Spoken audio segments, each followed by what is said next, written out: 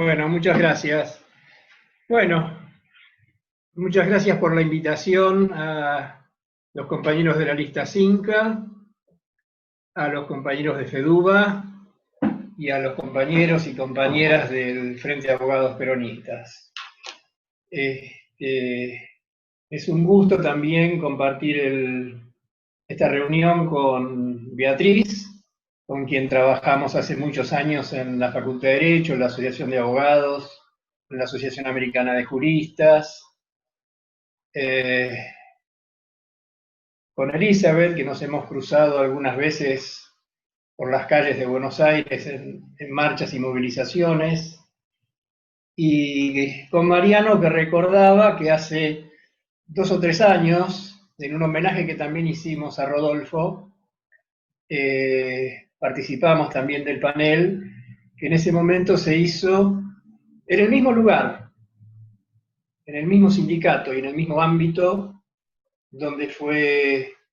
el velatorio de Rodolfo Ortega Peña. Rodolfo era un compañero de militancia en una perspectiva de lo que en ese momento se reivindicaba como un cuadro o un militante político integral, que había hecho una formación muy refinada en la Facultad de Derecho, como decía Beatriz, en Ciencias Económicas, en Filosofía, que supo circular por ambientes culturales, no solo políticos, y que formó parte de ese grupo de pensadores de fines de la década del 60, principios de la década del 70, integrado entre otros, solo como ejemplo, eh, con pensadores como Hernández Arregui, Rodolfo Puigros, Mario Hernández, pensadores que, y no casualmente, los pongo como modelo, como ejemplo a los efectos de esta charla, que venían, al igual que Rodolfo, de la formación teórica del marxismo y de la práctica política en organizaciones argentinas vinculadas con el marxismo-leninismo. Pero este grupo de pensadores tomaron una vertiente y aceptaron un debate, que fue un debate muy rico en la década del 70, y que es un debate no agotado, en la articulación entre el pensamiento marxista, o la filosofía de la praxis, como diría Gramsci, con los principios, el contenido y el sentido del movimiento peronista. O sea, formó parte de toda una generación formada no en el peronismo, sino en el marxismo, que se incorporó al movimiento nacional y que en medio de debates, de polémicas, por momentos muy duros, aportó al desarrollo de una concepción político-cultural muy interesante que nos sigue nutriendo, aunque no nos demos cuenta que nos está nutriendo. Y en ese sentido eran, Beatriz hablaba de pensamiento crítico, que es una de las vertientes, digamos, del pensamiento hacia la transformación, del pensamiento hacia la revolución. Y yo le agregaría, porque formaba parte de la matriz de estos pensadores o de esa línea de pensamiento, no solo un pensamiento crítico, sino también un pensamiento situado en una transversalidad que podría tener como referentes externos a Sartre o como referentes nacionales a Rodolfo Kusch, donde a la crítica, a la reflexión, al debate sobre las ideas concebidas o constituidas, en una relación dialéctica también le incorporaban el pensamiento situado, o sea, no cualquier pensamiento crítico, desde la perspectiva de estos militantes, sino un pensamiento situado en función de los intereses y valores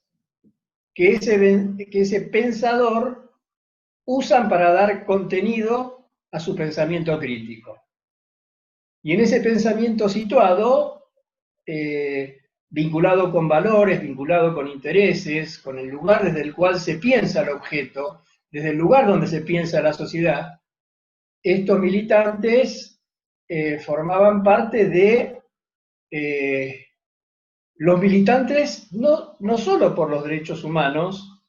sino también por los derechos sociales. Y en este sentido, la lucha por los derechos sociales en Argentina reconoce una larga trayectoria. Podemos ir a las movilizaciones anarquistas de principios de siglo, los aportes desde el radicalismo en sus vertientes más revolucionarias, y desde ya los aportes en sus distintas vertientes del movimiento peronista.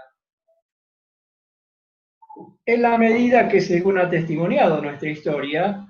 ha sido el pueblo peronista, con sus avances y sus retrocesos, el que ha impulsado los movimientos o los motores de cambio en nuestra sociedad. Rodolfo era fiel a esto. También a veces uno, por una cuestión generacional y docente también, siento a veces la obligación de en algunos aspectos operar como una suerte de reproductor de historia, de rescatar historias que hemos vivido para poder compartirlas con las nuevas generaciones, porque algunas de estas historias no están en los libros, tienen que ver con registros personales, con situaciones personales, y más allá a veces de los currículum políticos o militantes, desdibujan facetas, en este caso de militancia, facetas de personalidad y facetas de compromiso. Entonces quiero hacer algún recorte y recordar algunas imágenes que me vienen y que son significativas y que creo que vale la pena compartirlas, y quiero compartirlas con ustedes, de Rodolfo. Lo primero que me viene a la cabeza es que hay algún video, ahí fue donde lo vi, en YouTube, de Rodolfo asistiendo al velatorio de Fernando Abal Medina, allá a principios de la década del 70, en medio de un impresionante despliegue policial y con limitaciones para llevar a cabo el velatorio y que sus familiares también lo pudieran despedir en paz.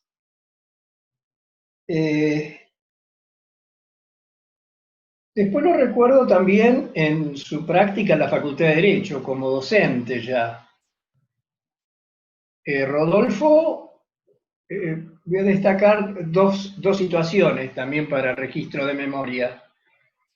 En el proceso de transformación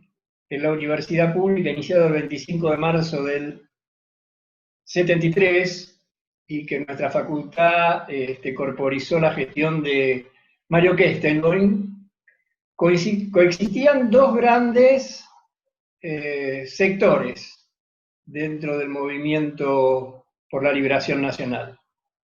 Por un lado, coexistía un sector vinculado con las organizaciones político-militares Montoneros o FARC, que formaban parte de la gestión mayoritariamente, y después otro grupo de estudiantes, de graduados, de profesores, entre los cuales, si mal no recuerdo, aparte de Ortega Peña, estaba César Arias, estaba Luis Duhalde, estaba Mario Hernández, Roberto Sinigaglia, que estaban ya haciendo un pasaje más hacia lo que se conocía como peronismo de base. En realidad, el punto de referencia político en toda su última etapa de militancia política, valga la redundancia, de Rodolfo, fue en torno al peronismo de base, y ese además creo era el nombre de su bloque, ¿no? El bloque de base, y que